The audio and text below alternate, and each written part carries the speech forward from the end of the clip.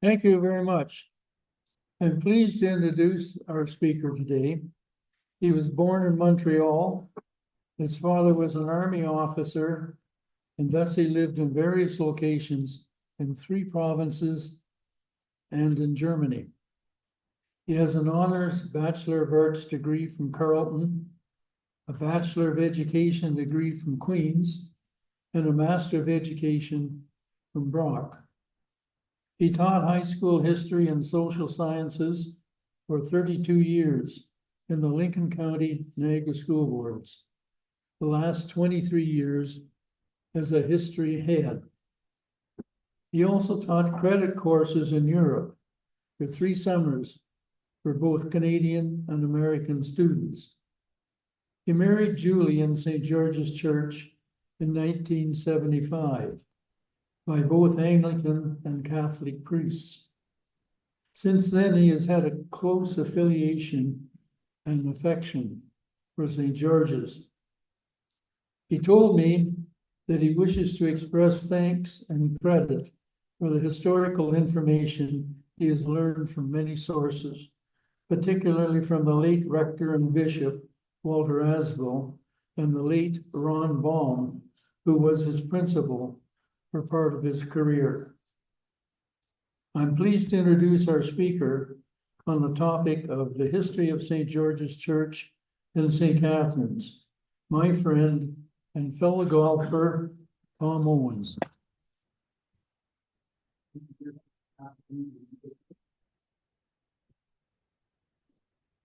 Good morning. Recording Thank you in for progress. inviting me. And George Novus, first of all, wants to let you know that you are actually will be invited if you wish to come and see some of the information live at St. George's Church. I'll leave that up to George as to when we're going to organize that. The other thing he told me is keep the talk down to 1 minute. So I'm almost finished. So I'll wait until everybody has a blueprint of the church, and you can see how it's almost like a giant Lego that has been put together over the years. And this is a low-tech presentation. Normally, I can point out things as I'm going to speak, but instead, I'm going to use this blueprint to sort of take you through some of the main aspects of St. George's. And hopefully that will induce some of you to come to see the actual building. So I'd like to start out with telling you who St. George was, because a lot of people hear about St. George. We really don't know a lot about him, except for the fact that he was probably a Roman soldier during the time of the Roman Empire in Palestine, and that he was a Christian, and during the time of the Emperor Diocletian, he wanted to keep his Christianity, and he was martyred for that.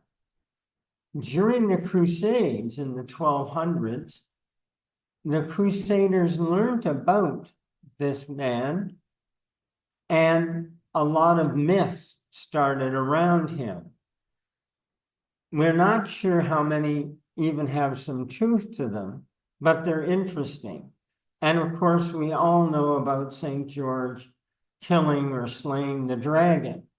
And of course, as the story goes, there was this dragon that was just ravishing the countryside, and they actually had a lottery as to who was going to be sacrificed to the dragon, because he had a breath that was so bad it would kill you. And it turned out that it was a princess that lost the lottery, I guess, and she was going to be sacrificed. And then, of course, up steps St. George. He slays the dragon, saves the princess, and because he's of Christian background, he converts 15,000 people to Christianity, and he sort of passes on the Christian beliefs and setting up churches and so on. So he is now the patron saint, of course, of England. And you can see I'm in uniform today. This is St. George's hoodie. And I have the crest and of course the saying, which basically from Latin means reflect Christ, illuminate Christ to the people. And that's what he tried to do. And so when the Crusaders came back to Europe, England declared him a patron saint. If you've heard of the Battle of Agincourt, where the British defeated the French, led by Henry V, he exhorted his troops into battle using St. George. And so now St. George is the patron saint not only of England, but of Portugal, of Greece, of Germany, which is a bit ironic. During World War I know when I was teaching history, I could show posters from the Germans. They had George slaying the dragon, only he was English. And the English had St. George slaying the dragon, only he was German. But anyway, and to make things even a little bit more, he is, and I think I mentioned to, I think it was John, who works with Boy Scouts, that he is the patron of Boy Scouts, equestrians, armorers, and if you're in trouble, you think you might have plague, leprosy, or syphilis, you can call on him to help you out. So anyway, that's who we're talking about when we say St. George. Now let's get to the actual history. And George and others, John Butler, have been telling me St. George's started as a parish in 1792. And particularly John, who was a choir master, said, hey, Mozart was still making music in 1792. Beethoven, John is shaking his head. He died in 1791, right? Okay. If you want to fact check me, please put up your hand. I don't pretend to know everything. Anyway, but I was talking to John, and Beethoven was still going until 1827. So let's get to the church proper. The first sort of people getting together for the first 4 years was like early Christians, they met in people's homes. They didn't actually have a building. Then they built a church out of wood in 1796. And if you can visualize downtown St. Catharines, where CKTB and the cenotaph is, right across from there, there's a statue to William Hamilton Merritt. And that's where the first building actually was. And it wasn't called St. George's, it was probably just a community church. And they actually, it was a bit ecumenical because they shared it with Lutherans and Methodists of all things. But so that was happening. And during the War of 1812, that building was used as a MASH unit, for lack of a better word. So like so many churches at that time made out of wood, it burnt down in 1836. And they were already well on their way to building the current building. They bought the land from William Hamilton Merritt for something around 33, 38 pounds. I can't quite remember. But anyway, they had the land, but then along comes the rebellions of 1837. And sorry to the Anglicans out there, but back then, as it is still in England theoretically, St. George's was the established church. And William Lyon Mackenzie, one of the rebels, said that the Anglican Church was the family compact at prayer. So it was, in many cases, the key people on the executive and legislative councils of Upper Canada and later Canada West were members of the Anglican Church. And of course, Bishop Strawn, who does play a big role during the war during the rebellions, he is a staunch Tory. He wants to keep things very conservative. At the same time as we have Mozart and we have Beethoven, we also have some very important historical events that have just happened or happened not too far in the past. So the big ones that are going to have an impact are the American Revolution. And of course, there you have life, liberty, and the pursuit of happiness. And shortly after, you have the French Revolution. And there you're going to have liberty, equality, fraternity. And instead, Canada eventually is peace, order, and good government. So you can see there's a bit of a difference in terms of what our ethos is going to be. But they have a big impact on what's going on here in Canada. And of course, particularly the American Revolution. And a lot of people leave the new United States and come to Canada, and many of them become members of St. George's Church.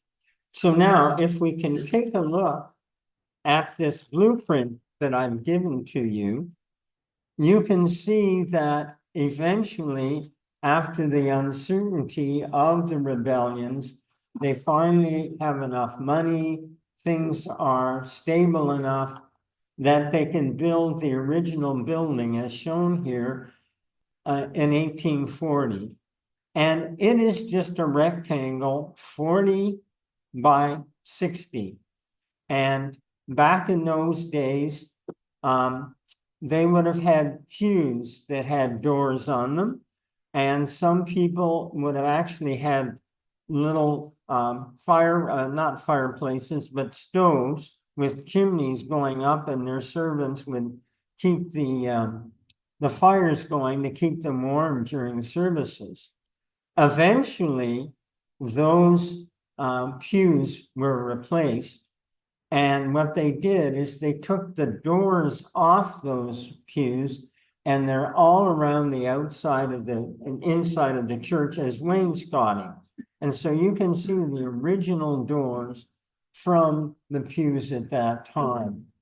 So after, of course, you have the original church, one of the things too is that they their original pastor, whose last name is Clark from Ireland, he still has to go to give services in Port Dalhousie.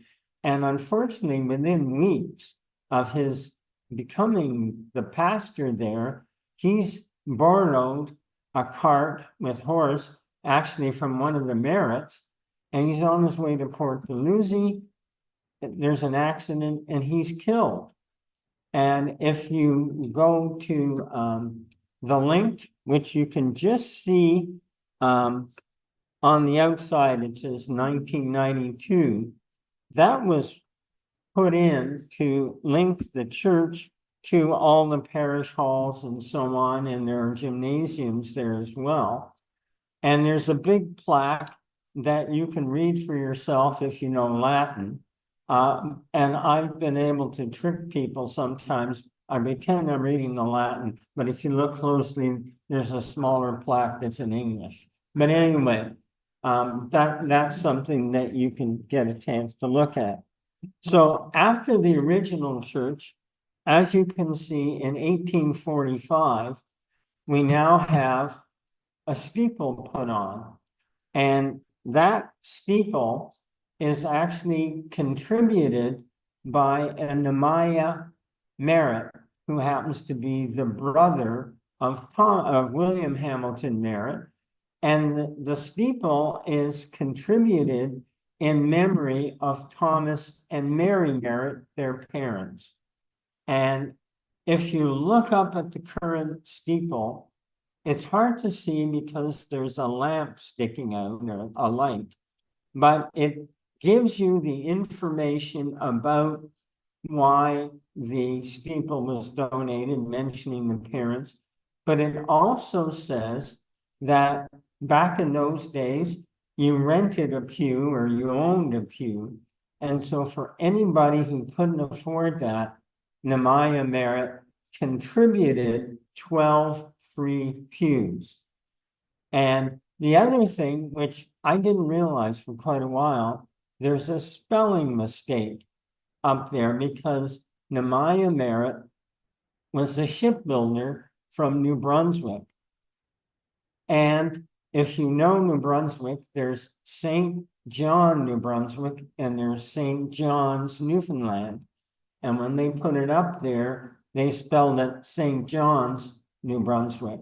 So you got that extra apostrophe. Those people who are upset by the bad use of grammar, keep that in mind. And the other thing about the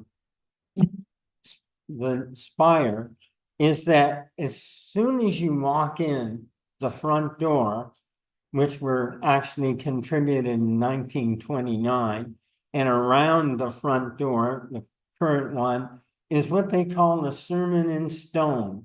They have 15 different ecclesiastical symbols, miters and books of testament and trumpets and phoenix and so on.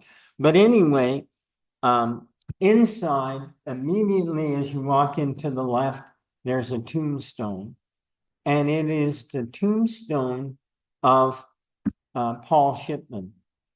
And it's barely legible because it's so worn. But I have to thank the Niagara Peninsula Branch Ontario Genealogical Society. Being a historian, you have to attribute your sources. And in 2001, they went around and put down all the writing that they could read on all the tombstones. Now, the cemetery went from 1834 to 1856 when Victoria Lawn was opened. And for some reason, they left behind about 60 tombstones all around the outside, which I think is one of the more interesting parts of a visit to St. George's, because you can learn so much. As many of you know from history, it's garbage dumps and cemeteries where we get a lot of our history, along with any leftover monuments. So anyway, they wrote down what was on all these tombstones. So I have what they've written down, because nowadays there's a lot of them that are sort of partly underground and hard to read.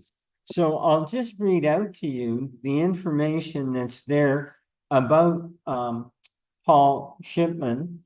And it just says, Shipman, in memory of Paul Shipman, who died on the 25th of June, 1825, age 69. Now, as you may know, St. Catharines wasn't always St. Catharines. At first, it was the 12.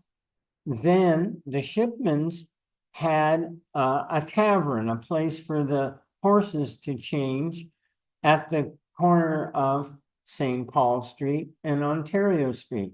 After he died, that's when the street was named St. Paul Street. named after him. And of course, it was Shipman's Corners, and then it became St. Catharines. And there's still debate. William Hamilton Merritt's wife's name was Catherine, and so was Paul Shipman's wife. And it's with that strange spelling, Catherine. And you know, if you lived here long enough, people who send letters with ER instead of ARINES. And that's where a lot of people think the name came from. And also in the other tombstones, there actually is a tombstone for his son, Shipman. Here lies the body of Jacob Shipman, who was born June 5th, 1796. He departed this life October 19th, 1813, aged 17 years, 4 months. Now, that's one thing you're going to find with many of the tombstones is that if there are of young people, even older people, they want to stretch out how long they lived. So they're not just going to mention their, like 17, they're going to mention how many months and even some cases how many days. And then there's another tombstone to his wife, Shipman, in memory of Elizabeth Hawke, wife of the late Paul Shipman, who died on the 27th December 1847, aged 18 years, who with her husband emigrated to this province from the state of New Jersey in the year 1802. And that's something else we're going to learn from the tombstones is like many sort of underdeveloped countries today. I know when I was lucky enough to be in Malawi a number of years ago, visiting some friends who were working there with CUSO, Canadian University Services Overseas. One was a doctor, and when I went to his hospital, right outside was the cemetery. And in many of those countries, you have to live past 5 if you're going to grow into adulthood. And that was the same here in St. Catharines, that a lot of the people who died were under 5. And I'll go into that a little bit later on. So we now have the steeple in place. And by the way, in 2016, they put a new steeple on, which is there now, because the old one was leaking. They have a special aluminum on there so that it shines brightly, but not too brightly. And I was lucky enough to climb up there, and I don't like heights, I have to admit. Jim Stredwick, who was in charge of that, I asked him, can I go up? And he said, sure. And when we finished climbing up all this stuff, and we met the gentleman from Czechoslovakia who had the only skills to do this kind of thing. Anyway, I said to Jim, how many people have you asked up? I was thinking, he brought up all, he said, you're the only one. And I said, oh, why? And he said, well, I didn't want to tell you until we got up here, but there's no insurance covering you for coming up. And anyway, so there's a new steeple, which has the Celtic cross on there, and it's quite beautiful to see. So in 1865, you had the transepts put in, and St. George's, like so many buildings like this, have been affected by world events. And I can't go chronologically because I have to, as if we're in the building now, when things were put up, they were just put up as people wanted to. So if you go where 1845 is, and if you were just going in the doors to that part and you looked behind you, there would be 40 feet by about 12 or 20 feet all carved wood. And it's a memorial to one man. And he was a pilot in the RCAF during World War II. And his parents decided, because he was killed in a training accident in England, he's still buried in England, but this whole carving was done in Hamilton. The main carver was in his 80s. So remember, you can still do a lot of stuff at our age. And it is a beautiful piece of wood. It has all kinds of carvings of people from various armed forces. And it also has a carving of Christ and sayings from the Bible. But also, if you've ever heard the poem High Flight, and Ronald Reagan actually read that, if you remember, when the shuttle Columbia crashed. And it's interesting that here we have a monument to a man who was in the RCAF, was killed in an accident, and the man who wrote High Flight was also a pilot in the RCAF, even though he was actually an American. He wanted to get into the war before the Americans did, and he wrote the poem High Flight, and he himself was killed in an accident over England. So it's kind of an interesting kind of coincidence. And I just wanted to read something that is on the wall. And also, I should have mentioned the name of the man the memorial is to is Flight Lieutenant William DeVoe Woodruff Hilton. That's quite a handle. But they were prominent members of St. George's. And he was born in 1916, died in 1942 at the age of 22. And the biblical references from Christ, I am the truth and the light. And then part of the poem, High Flight, which is all across the wall is, and this is written by Anglo-American pilot officer John Gillespie McGee. And it says, and while with silent lifting mind, I've trod the high unsurpassed sanctity of space, put out my hand and touch the face of God. And so this big memorial is there. Now, as you go further into the church, if we can keep looking at that, two other memorials to another person who was killed in World War II. And if you've ever heard of Schmoen, the family Schmoen, and of course they had a son who fought with George Patton's army, the US Army, and he was killed in battle. And so if you look at the two transepts where it says 1865, if you looked both ways, there are doors, big doors, that they contributed, and on as you are facing the altar, there is the American coat of arms on this one door, and then on the other side, there is the Canadian coat of arms. And that's a memorial from the Schmoen family.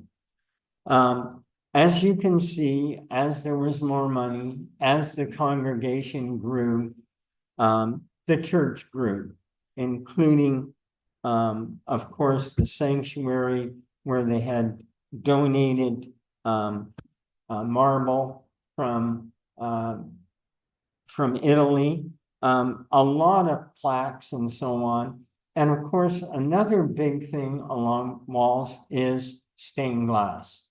And of course, as you know, originally stained glass was used by various religious groups to try and teach Bible stories to people who were illiterate.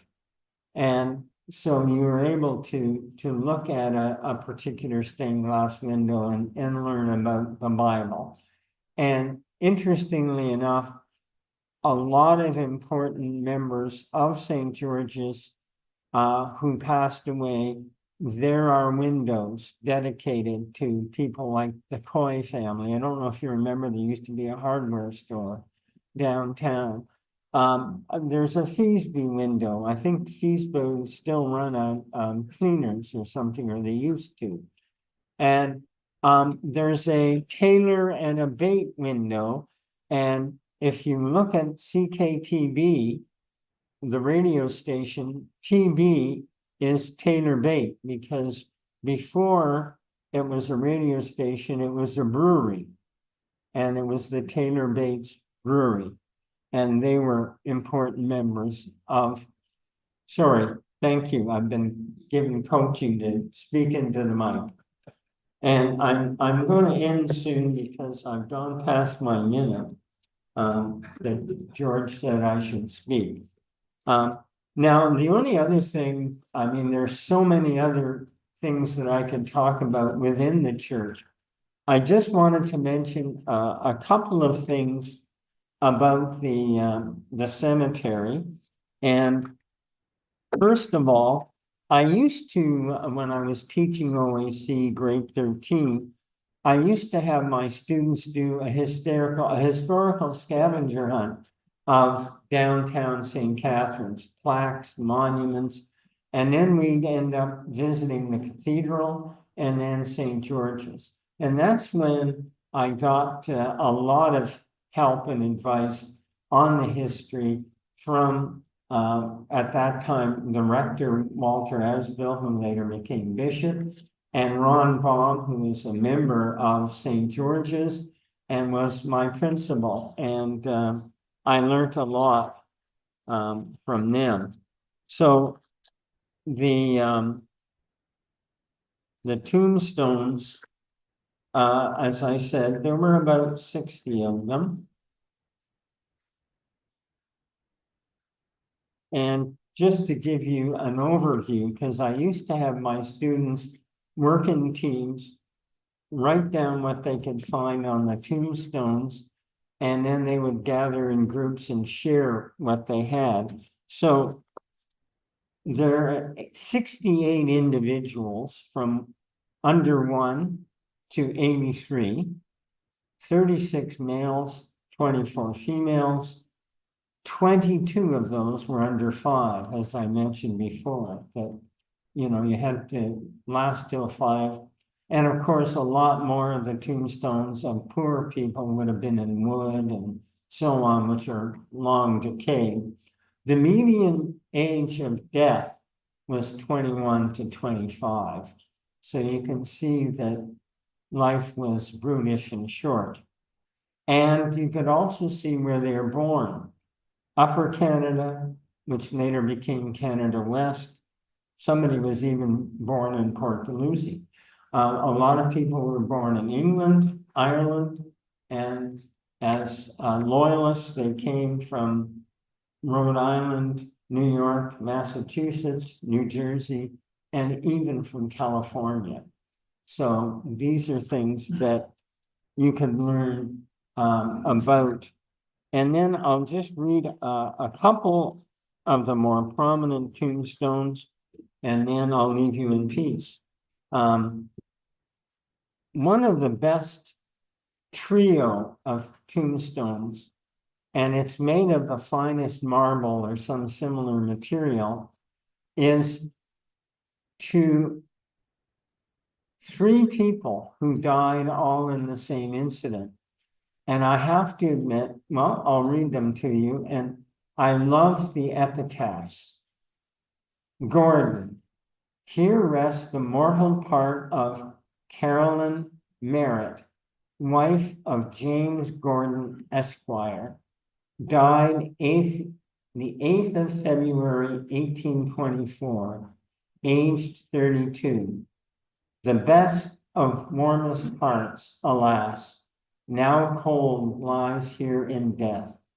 Tender, benevolent she was, generous, lovable, meek, so kind, nor words nor stone like me can e'er tell what she was. Think what a wife, a parent, friend should be, for she was that.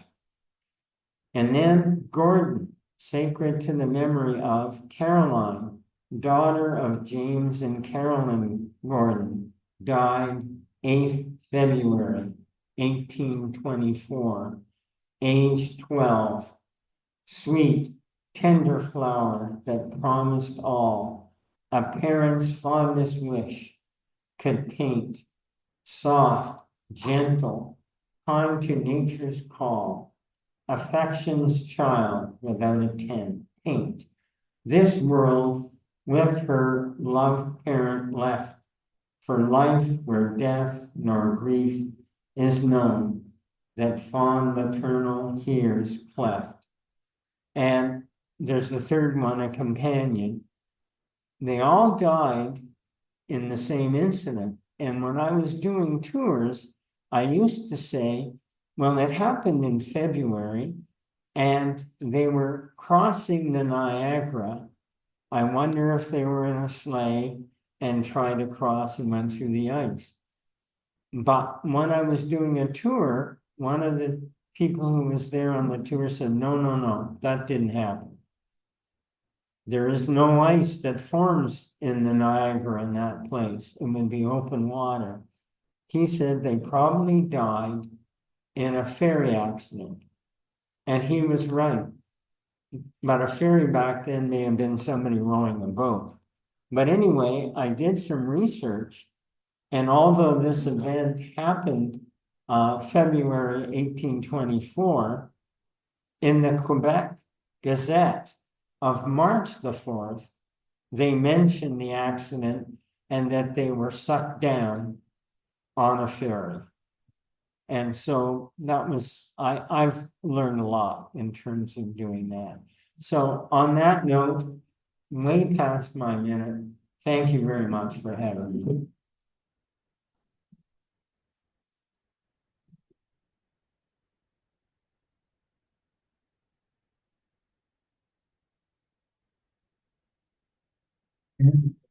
And you want to have time for questions, if anyone has questions? Yeah, we got at least one Okay, and another. yes, sir. Both these gentlemen are old enough. They were, hang on, girl, just a sec. Bob first, then I'll bring you the mic. Bob? Yeah, I was one of the people that transcribed the cemetery, Wow. and I'm very pleased to know that it was found useful and helpful. It was an extremely interesting experience. And I remember the three that lost their lives in the river. So it was an interesting experience. Something I don't know, when the Victoria Lawn was open, were the bodies removed from the used graveyard, you know? That's my understanding, is that when Victoria Lawn opened in 1856, that the bodies were removed. Why they left the tombstones behind, I don't know. And of course, they've probably been moved because they're put all around the church where obviously there were no burials. Some of the barracks have a monument at St. George's and in Victoria Lawn. Okay, well, I wasn't aware of that, but it would make sense. But it's fantastic to meet somebody that I've been using the information. And I'm glad I've attributed it because I think that's the thing to do. So thank you very much. Yes, sir. I wonder if you can identify what part of the building, I'm assuming one of the oak buildings, was rented to a Jewish organization for services. It was a Reformed congregation, probably in the late 1980s, early 1990s. Yes, I remember. Can you identify what part of the building they used? I think Bill Holman is gonna be able to answer that, or John Butler better than I can. Even though I've been there, I can't remember what part it was in. Yeah, I think that would be in part till was 1912. On the right hand side. On the right hand side.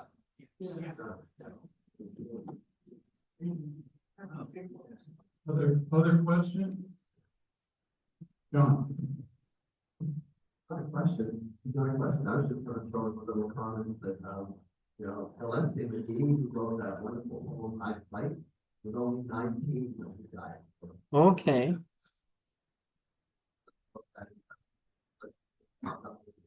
well, thank you for, I think just the fact that you have two people who were in the RCAF and who never met each other, both died in, the poet died in a head-on collision with another plane, and Hilton died testing out a new Beaufort bomber and crashed.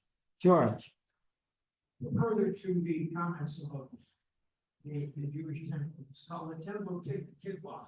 Okay, Congregation that was there, wonderful people. As most we run a 365-day breakfast program in the mornings.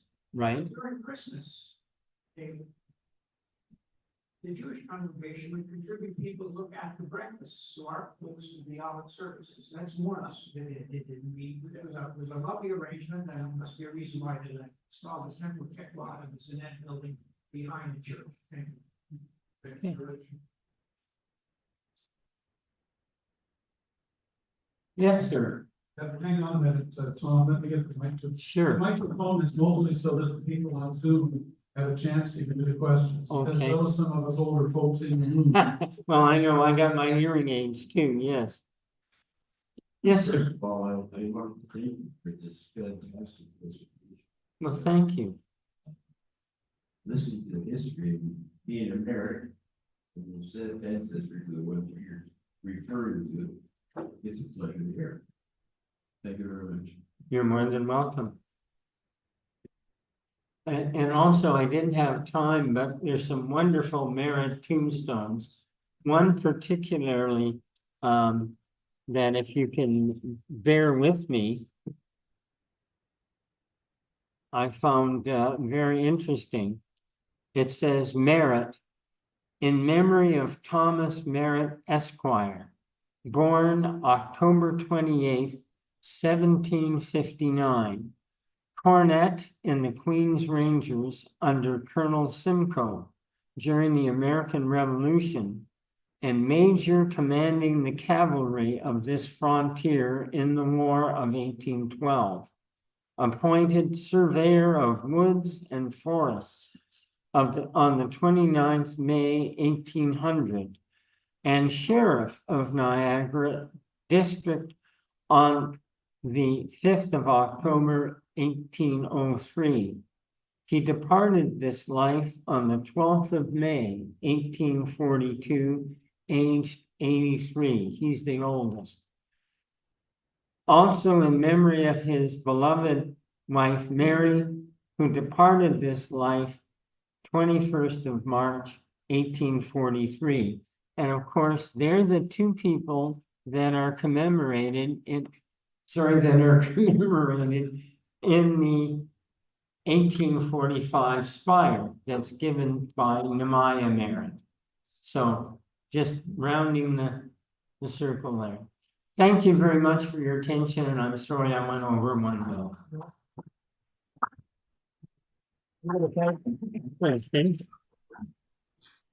Thank you, Tom. That was quite interesting. Thank you. When I talked to you about coming to do the presentation, you had mentioned, well, you don't really use PowerPoint and you do that. And I said that was not going to be a problem. It is not a problem, obviously. You are an excellent presenter of the information.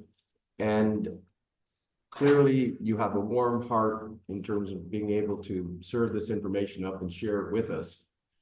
And as far as a warm heart is concerned, we have a gift certificate for LCBO that if you go and discover something else that will warm your heart, think of that when you think of us and enjoy. Thank you. Thank you very much. Thank you. Recording stopped.